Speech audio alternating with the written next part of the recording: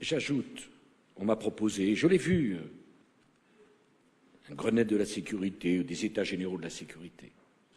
Pourquoi pas? Mais réfléchissez. Si j'étais venu ici pour vous dire on a tiré balles réelles sur des policiers, j'organise un colloque, qui m'aurait pris au sérieux?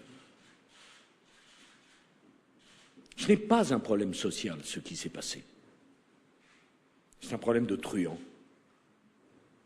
Ce sont des valeurs qui sont en train de disparaître. Il faut marquer un coup d'arrêt. Alors je sais que dans le débat, dans le cadre du débat républicain, il peut y avoir des échanges entre les forces politiques, ce qui est normal. Mais qui peut penser que c'est quelques îlotiers supplémentaires qui permettront d'éradiquer les caïds, les trafiquants et les trafics?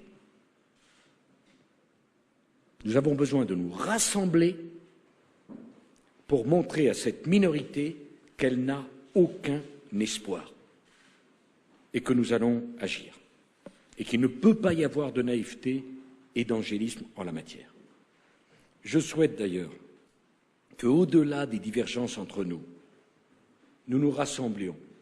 La vidéosurveillance, la vidéoprotection, on en a besoin. Il n'y a pas les caméras de gauche et les caméras de droite. Il y a le fait que les délinquants, grands ou petits, craignent par-dessus tout d'être pris dans les images parce que c'est des preuves judiciaires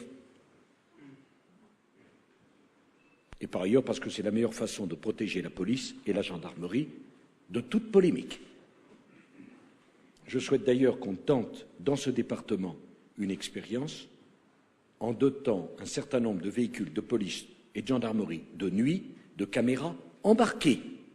Il ne s'agit pas du tout d'interférer dans la vie privée des habitants de Grenoble ou du département de l'Isère. Il s'agit que nous soyons le plus efficaces possible. 60 000 caméras seront installées d'ici 2012. Je laisserai ceux qui le veulent crier à l'atteinte aux libertés individuelles. Moi, je pense que la liberté individuelle, elle est gravement atteinte lorsque des voyous font régner la terreur devant des immeubles d'habitation. La loi anti-bande, adoptée par le Parlement en mars dernier, prévoit une peine d'1 an de prison pour quiconque appartient à une bande violente. Des procédures sont en cours et je demande à votre préfet d'être particulièrement attentif avec Madame le procureur général et Monsieur le procureur de la République, que je remercie de leur présence, pour l'utilisation de cette nouvelle loi. Nous allons également développer les polices d'agglomération.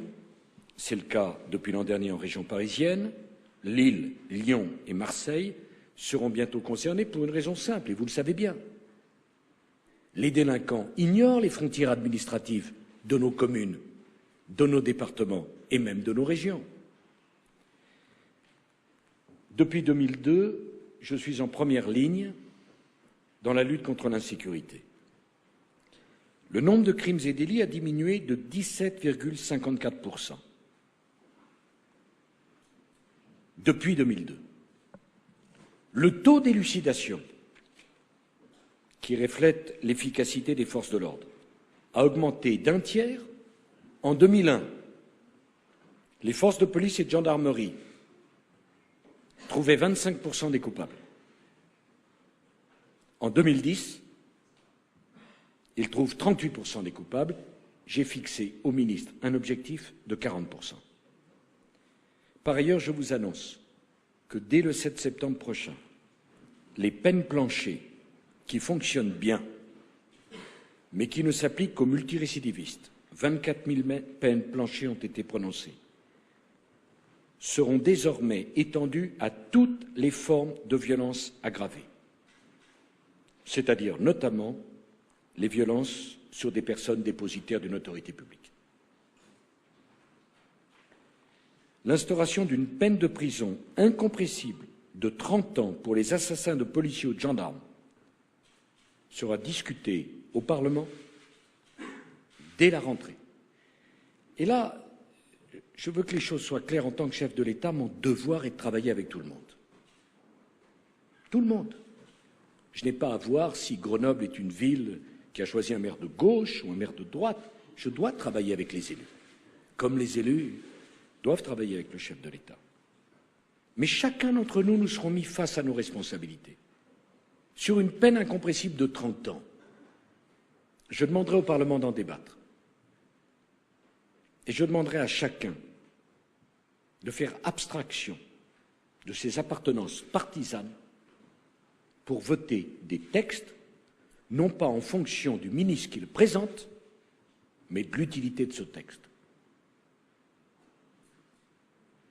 Et je sais qu'un certain nombre, nous en avons déjà parlé souvent avec M. Vallini, très important.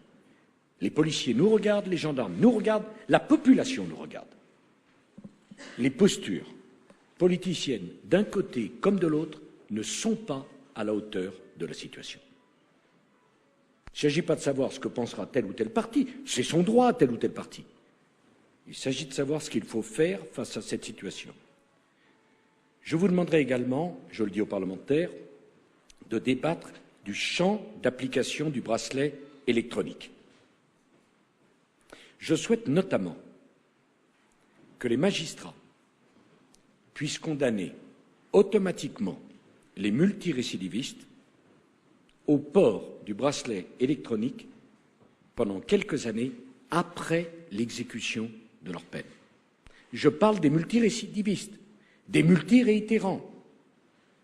Je faisais le point avec le ministre de l'Intérieur.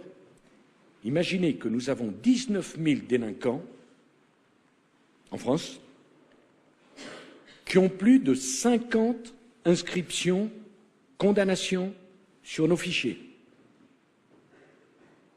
Est-ce qu'on va continuer à les amener de tribunal à tribunal?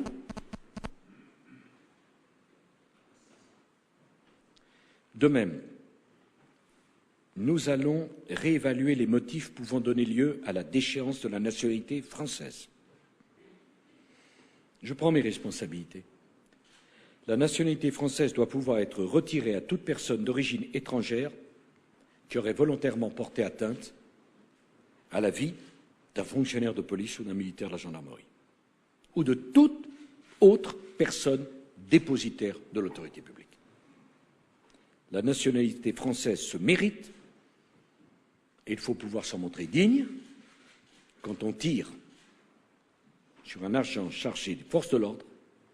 On n'est plus digne d'être français. Je souhaite également que l'acquisition de la nationalité française par un mineur délinquant au moment de sa majorité ne soit plus automatique. Au fond, la principale cause de la violence, mesdames et messieurs, c'est la permissivité et c'est la démission. J'ai demandé à Michel Alliot-Marie de préparer une réforme profonde du droit pénal applicable aux mineurs. Et je souhaite que nous examinions sans tabou toutes les pistes envisageables. Je n'ai pas la vérité. Mais convenons que l'ordonnance de 49 est-elle adaptée aux mineurs d'aujourd'hui, de 2010? Ou est-ce qu'on doit considérer que ce texte, qui a plus de 60 ans, ne peut pas être touché, ne peut pas évoluer?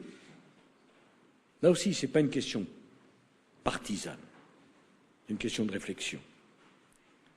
La délinquance actuelle ne provient pas d'un mal-être, comme je l'entends dire trop souvent. Elle résulte d'un mépris pour les valeurs fondamentales de notre société. La question de la responsabilité des parents est clairement posée.